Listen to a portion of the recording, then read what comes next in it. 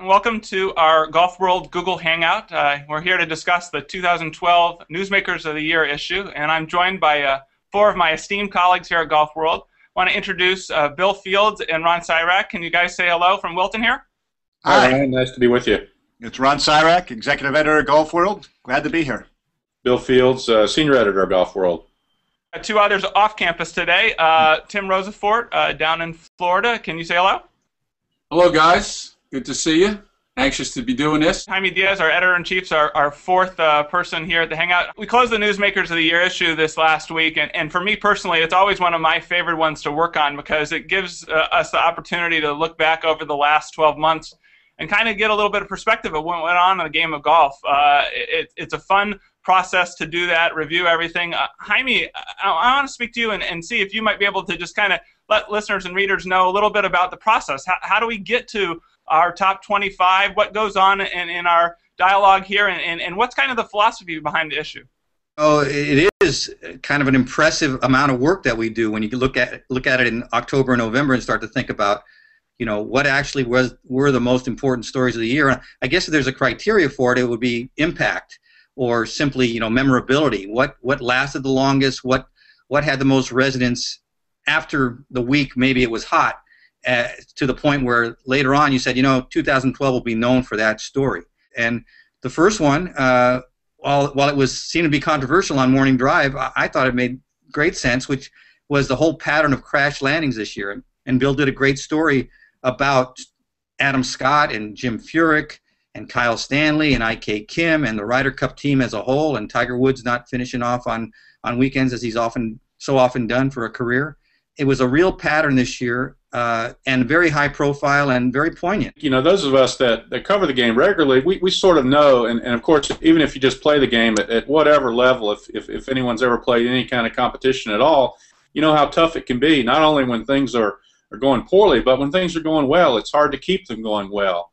And my goodness, we saw that this year in just buckets, really from nearly the start of the year with Kyle Stanley, you know, 7 shots ahead with 9 holes to play at the Farmers Insurance Tournament at Torrey Pines, and 3-shot lead on the last tee, and he ends up losing the tournament. And then the very next week he wins, but it's in part because Spencer Levine blew a 6-shot lead. Tim, Ron, you know, there obviously are 24 other newsmakers on our list here, and the crash landing seemed to be a theme that went throughout the year, but there were other, you know, compelling stories. In your minds, can you look back at 2012 here and speak to maybe some of the things that really stood out in your mind too? Well, I think I saw several things there, and one was the continuing maturation of Rory Mcllroy, and that he's continued to show growth, and he's getting better.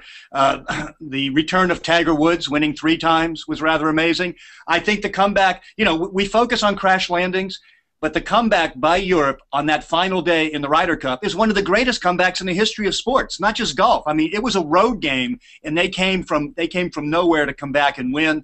We used to face this with Tiger Woods, right? When Tiger Woods was through a stretch, like, how do you not make Tiger Woods the newsmaker of the year? It's not like you manufacture something else at all. We never did that at Golf World, but obviously you're looking for options.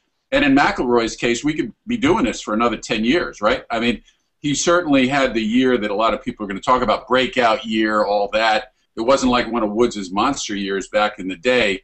But from a position in Florida, you know, how did McIlroy play out in the discussion editorially up in Wilton? I think Rory was great. Everybody assumes there's always going to be greatness at the top of the game. I think Rory's 8-stroke victory, without the crash landings, would have made it, 8-stroke victory at the PGA would have made it an exceptional moment, and especially because it came on top of another 8-stroke victory last year. But I didn't feel he had sort of Woodsian dominance. I didn't equate it to Tiger-like, at least when Tiger was winning all those great. Did I just lose? Did you just lose me? No, I'm on. Okay. Excuse me. When Tiger was really, you know, running the table, I think Rory had a moment in the middle of the year when it looked uncertain, and he finished strong. But, you know, it just wasn't, to me, the kind of dominant year that you put your signature on and say, Rory McIlroy's year. I think he'll probably have 5 or 6 years better than this one going down the line.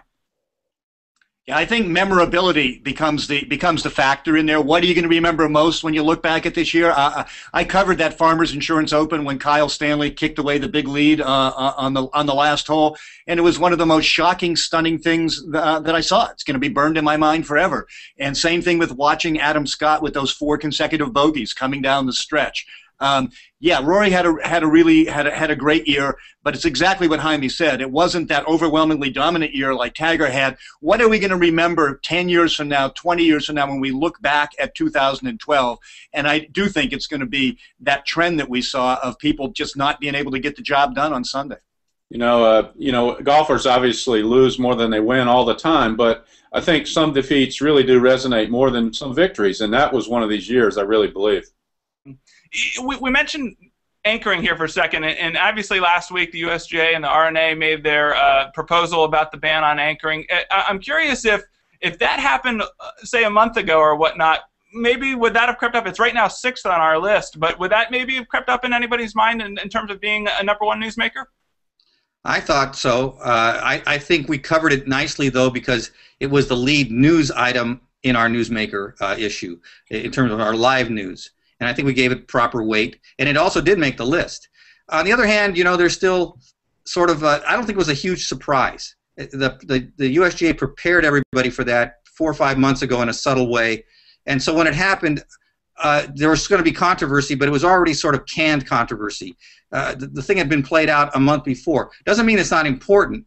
I do feel, though, that it's been overhyped as far as the impact on the amateur game and how people are going to turn away from golf. I bet there's fewer than 1 in 1,000 golfers that'll quit playing because they can't use the long putter now. First of all, I don't know 1 in 100 golfers that uses the long putter. Very few, anyway. I think at the tour level, it's going to have the most impact on the Champions Tour. I mean, the first, second, and third ranked putters all use a long putter or a belly putter. That's going to be a huge adjustment, and those guys are getting too old to change. But they're not the game. The PGA Tour is more the game, and the amateur game is really the game. So I think the USGA did a good job. And it wasn't earth-shaking, I don't think. Sure. I think Jaime makes a great point there. I asked my Twitter followers, how many people do you know, how many recreational golfers do you actually know who use the long putter? And I got back virtually nobody saying that they know anybody who does, And I think the point is, to use the long putter, you're not just changing clubs, you're changing styles, you're changing techniques, and you got to practice with it. You got to work hard with it to get good with it. And I don't think that many recreational golfers are really doing that. Hey, I got to ask, did my Keegan Bradley item move up in the rankings because he was called a cheater the last week of the year, or did you keep him slotted where he was? The 11th hour balloting did not move it up this time around, Tim. I'm sorry to hear about that, but I'm upset about that. That was my vote-in, my write-in vote.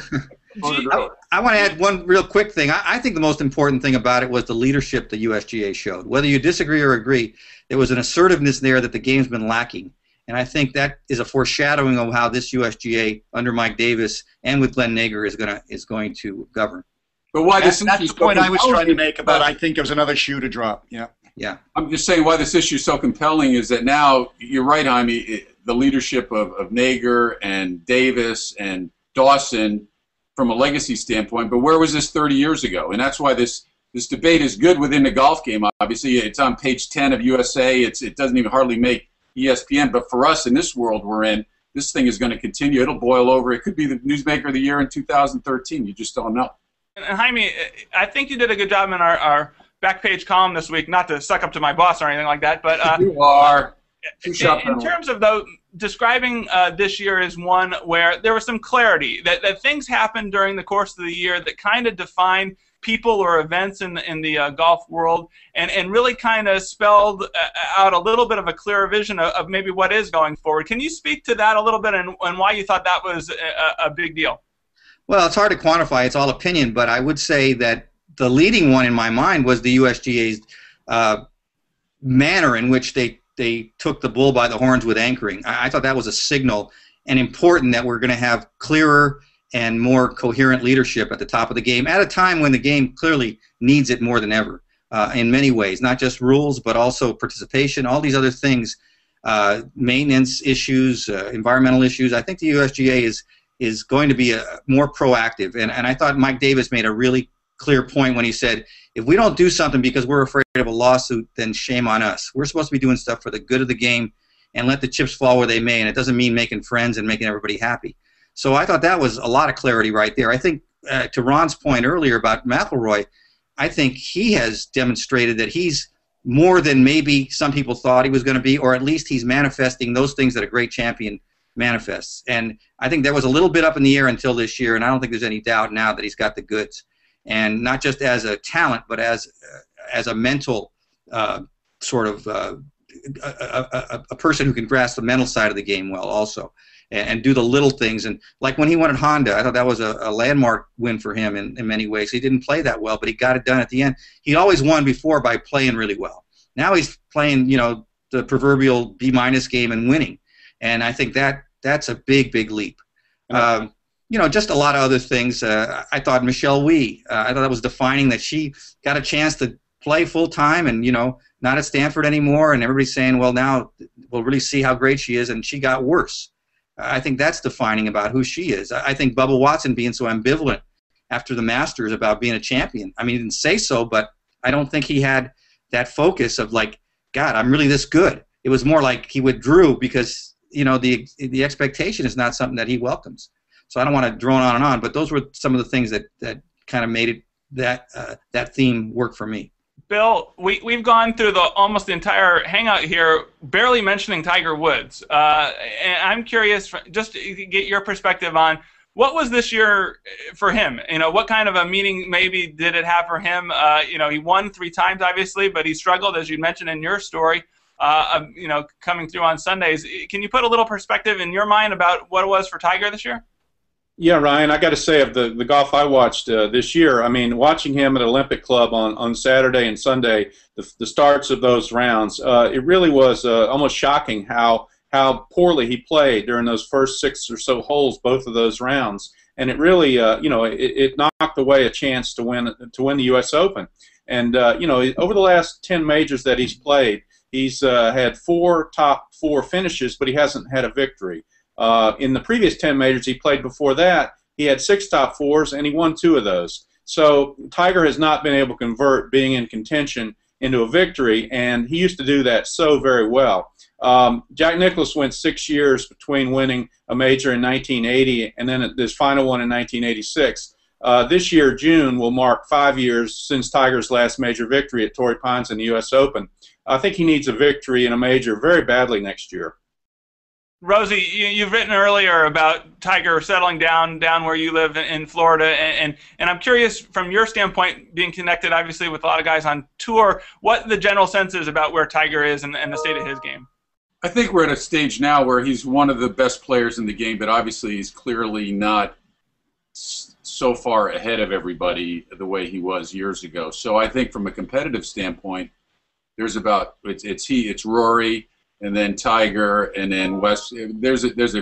He's in that bunch, that group of players that obviously can win any time. He won 3 times this year, but again, like Bill, like everybody at this smart table here, we all have not concerns, but we wonder whether it is a nerve issue, and if it doesn't end this year in 2013, to me, then it's not going to end. I mean, as it relates to going back to the years that we once saw, and quite honestly, I'm accepting the fact that we're never going to see those years again. If he has one more big year, it's going to be, if he goes past 4 wins and 1 or 2 majors, I'm going to be shocked, to tell you the truth. 2013, the year ahead here, it's a good time, obviously, to look forward and see what perhaps we're going to be in store for. I'm curious from all of you here, can you mention maybe a couple things that you're looking forward to in this coming year, things maybe that a year from now, when we're talking about the 2013 Newsmakers issue, we'll be writing about?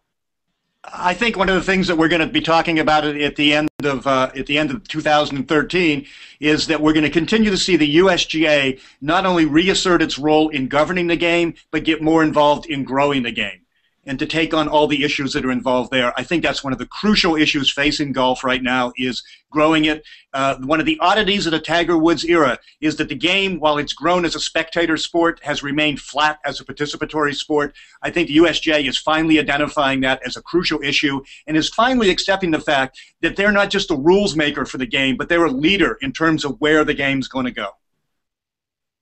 I'll be interested to see how Yanni Sin does in 2013, if she can recover the great form that she had, because she really had an off year, seemingly a little bit uncomfortable in the spotlight. And as Jaime alluded to Rory, he seems very comfortable in that glare, and you have to be to sustain it. And it'll be a key year for her, I think, if she can get back to winning majors again. You know, I think slow play will be, again, hit sort of critical mass, and it's always been sort of kicked down the road, as they, you know, kick the can down the road, as they say in Washington. And I think that with golf really under scrutiny as a product, because nothing's taken for granted anymore as far as the economics of the game and the spectators and the television and everything. I think that there's going to be, and I think with this momentum that might be built from the anchoring issue, it carries over, I think, to a will to kind of change things about the game that don't work. And I think there's going to be a more aggressive stance towards slow play. It's going to be hard to do, and I think it's an interesting issue because it's not simple. But I just think it's bad for the product. And then just to me, still the mystery of Tiger Woods. You know, chapters still to be written are to me will be front and center in 2013 again. Well, Jaime, you used the word scrutiny, and I agree with you on the Woods angle. I think that's going to be the biggest story going forward, and it will continue to get bigger and bigger as he goes through the majors without winning. The examination of Tiger Woods at this point in his career. I'm also wondering, guys, who's the most powerful man in golf now? It doesn't seem like Tiger Woods. I can't figure out if it's Tim Fincham, Peter Dawson, Mike Davis, Glenn Nager. Who am I missing out here? Or Tim Fincham? Yeah, I think it's Fincham with Mike Davis trying to creep in there a little bit. I still think Fincham, and then the way the tour runs the world a little bit here, he'd be my pick. He would be his own pick as well. Oh, I don't know. Remember, the new TV contract kicks in 2013, and we're going to see, I think, from the PGA Tour and the networks that they're involved with, much more greater use of digital and other new forms of delivering the product. It is amazing. Bill's written about this, how much the television product, the telecast of golf has improved, and it's making the game, you know, actually a very entertaining spectacle on television, which I think even aficionados in the past would say it wasn't. You know, it was always the stuff of jokes for stand-up comedians, you know, and for people, insomniacs and stuff, would just watch golf and that sort of thing. But now I think it moves along really quickly. You learn a lot. I think there will be a better incorporation of ShotLink. We're learning more about the game that's actually quantifiable, which never was before. So I think that bodes well for golf. But I'm interested in how they're going to, you know, have more sort of revolutions, so to speak, or innovations in television. I just want to thank everyone for taking some time out and joining us here. I hope readers, you know, really enjoyed this issue. Like I said, the Newsmakers issue is a really fun one, I think, for our staff to put together, and one I hope you guys enjoy and look forward to in the mail here in the coming weeks. Bill, Ron, Tim, Jaime, thanks for joining us today. Thank you, Ryan. Nice job. Thanks, Ryan.